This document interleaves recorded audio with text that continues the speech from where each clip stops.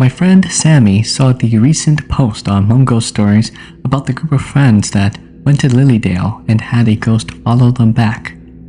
She has never been to Lilydale before and wanted to check it out.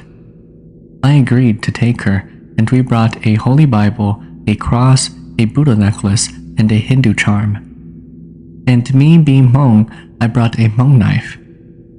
We set some rules before going. Rule number 1. If you see, hear, or smell something funny, do not say anything. Ignore it and don't let it know that we are aware of it.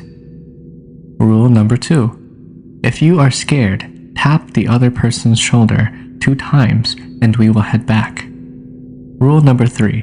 Do not sing, hum, or whistle. Rule number 4. Keep a conversation going on at all times.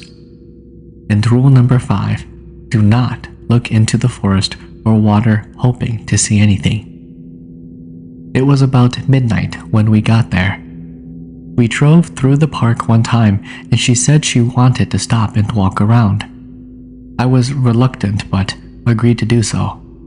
We turned back around and found a spot where we could pull over alongside the road that drives through the park. We got out and started walking in the dark towards the walking path. About 30 yards in, my friend Sammy turned to me and asked, "We're not supposed to say anything, right?" in reference to Rule 1. I just said no and kept walking straight with my eyes on the road. While we were walking, we saw fireflies, heard frogs, and saw some rabbits running alongside.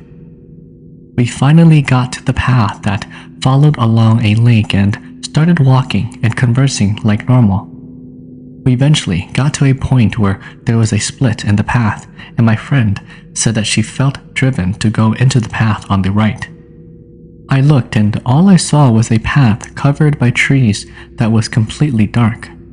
I said, "No, we are not going that way."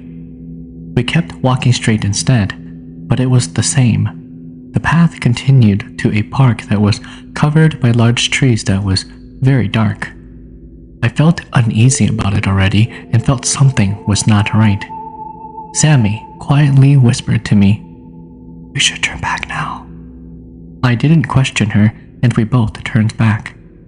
I was standing on the right and she was standing on the left walking back. On my right side was the lake and on the left was the park and forest. Immediately, I had the feeling like we were being watched and followed from behind us. We walked about 15 yards out and she tapped me on the shoulder 2 times.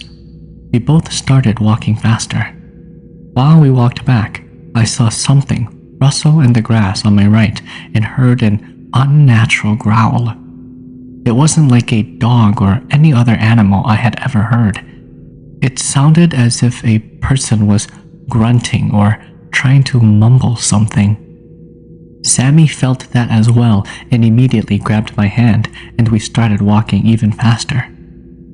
We both walked about 10 yards away and then, splash, something threw a rock into the water. We both freaked out but kept on walking and talking, ignoring that sound. Another 5 yards out and another rock gets thrown into the water. Now the both of us were freaking out and I took out my keys and got them between my fingers in case something came at us. The both of us kept on walking down the path and then we saw a black figure standing by a parking lot that we had passed earlier. We hesitated but kept on walking and then it disappeared. We were about to finally reach the road and then I started to smell incense burning. At this point, I was trying my best to not take off running. We get to the road and Sammy asked me how much farther was the car. I replied that it was just right up ahead, about 40 yards away, and the 2 of us hurried to the car and left right away. When we left, she told me that she had also smelled something like incense burning earlier, but it had an unnatural smell to it that was not normal. While we were driving, she suddenly jumped and looked at me. She told me that she felt something brush and pulled her hair.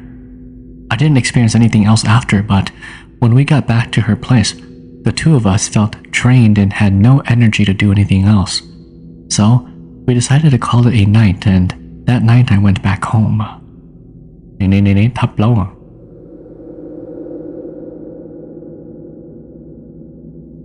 This happened last year in Minnesota around July or August. It was really nice out one day, so I decided to take my 3 kids out for a stroll on this one trail I found out about. The trail goes alongside a lake on the left side, then splits into a fork.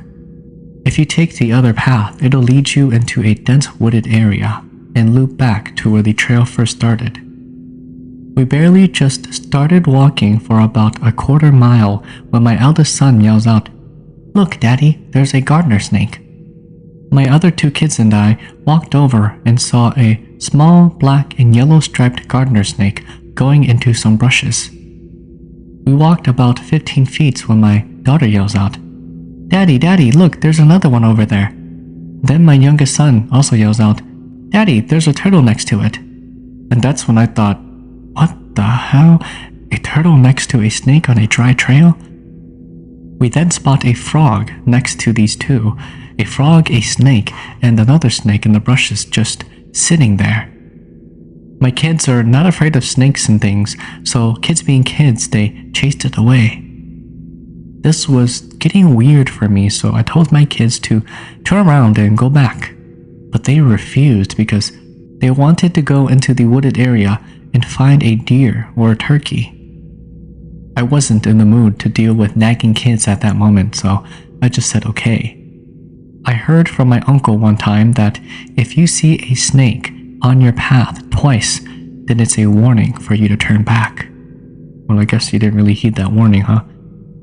The wooded area was really chilly and quiet. No birds, no squirrels, nothing. Just dead silence. After we exited the wooded area, we entered a flower field. My kids chased each other around and ran off ahead.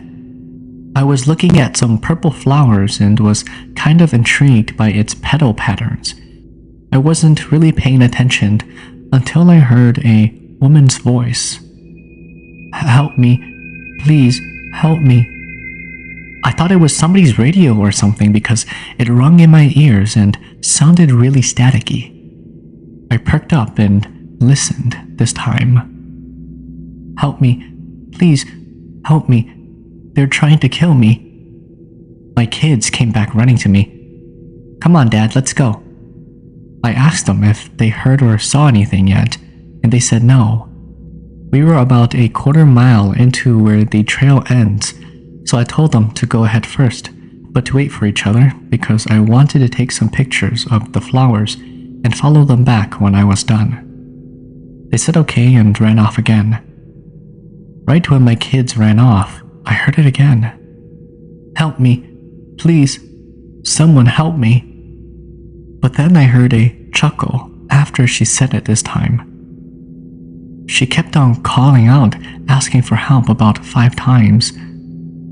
I listened carefully and found that the voice was coming from the woods that we had just come out of, but further back into the thickest parts of the hill about 100 yards out. I wasn't scared, but thinking of ways to protect my kids because I knew this wasn't just some pranks. Every time I walked away, I'd hear the voice calling out from the woods.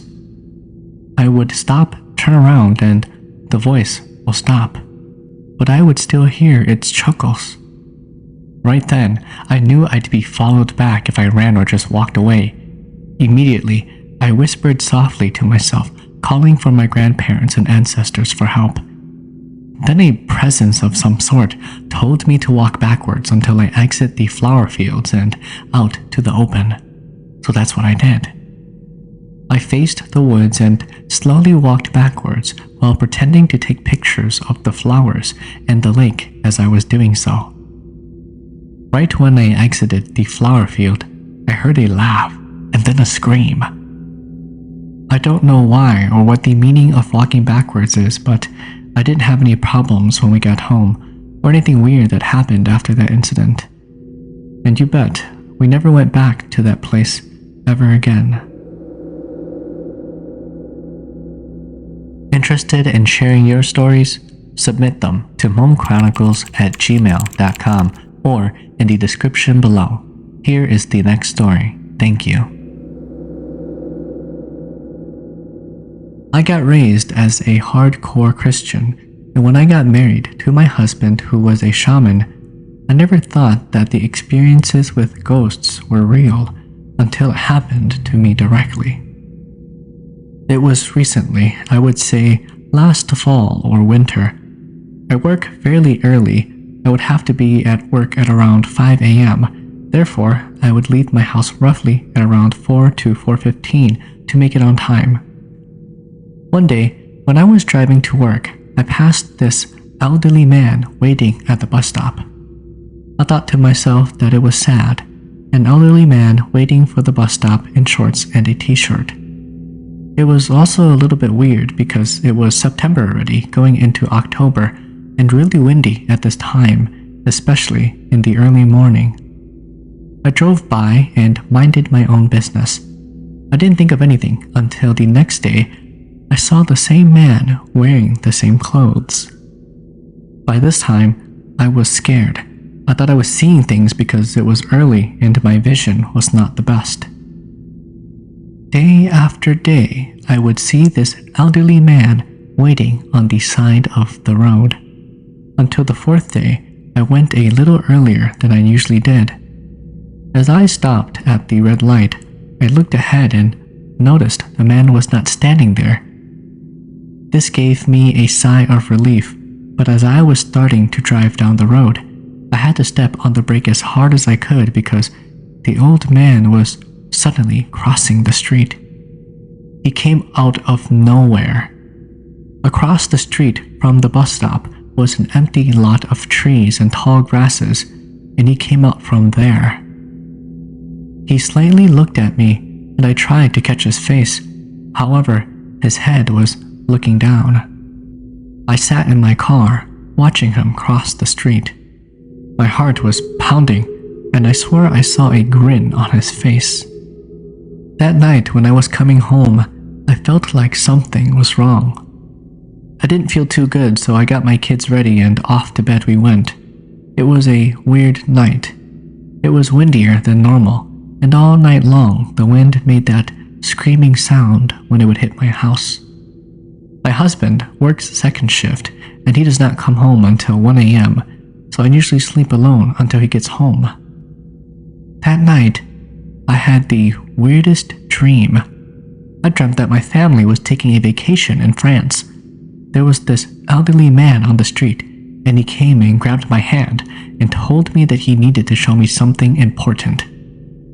I tried tugging at my hand but couldn't because this elderly man's grip was so strong. He took me into this Catholic church and then into this cave that was underneath the church. I could hear my family screaming for me, but all of a sudden he let go of my hand and quickly faced the opposite direction so I couldn't see his face.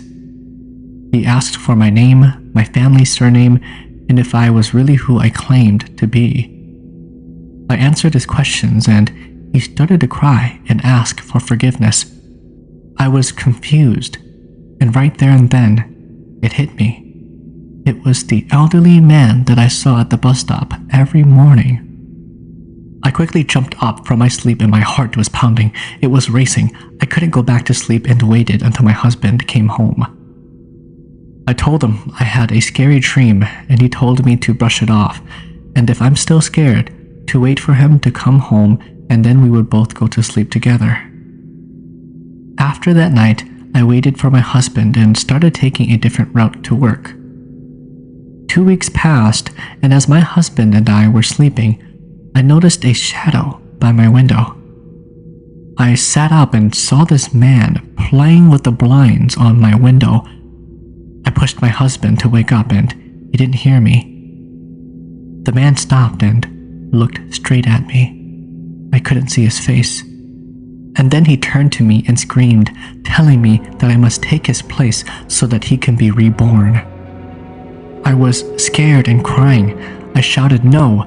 He flew towards me and pushed me down, so I was now lying on my back. He sat right on my chest.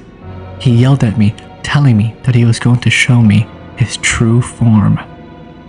He turns to face me, and half of his face was gone. There was blood everywhere, dripping onto my chest and my face. The smell was so strong I was gagging. His hand on my throat was cold and hard as a rock. He said he didn't take no as an answer and started to choke me. I was literally fighting for my life, kicking and screaming for my husband, but I could feel as if I was running out of oxygen. It felt like I was dying, and then all of a sudden, I heard a faint cry. I turned to my right and saw my eldest son, age 3, crying in the corner, yelling at this man to leave his mommy alone. I literally thought that I was going to die.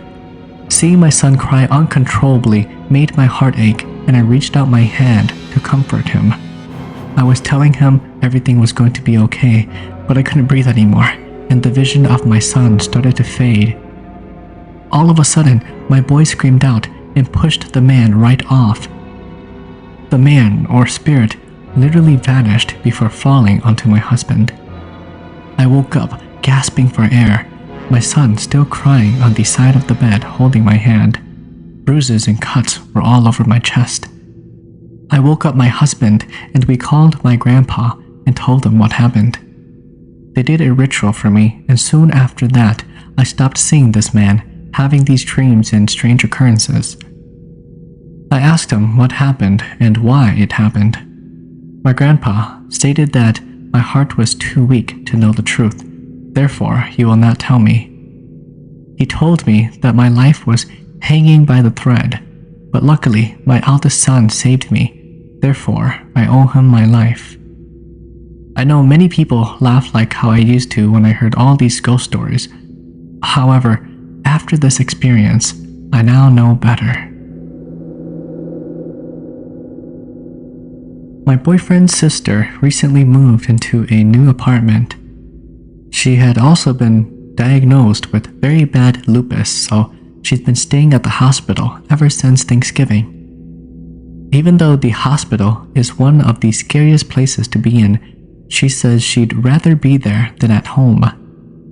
Last night, she told my boyfriend, "Sometimes when I'm home alone, I would hear someone licking their lips like they're eating something good, and I feel like it's doing that because it wants to eat me."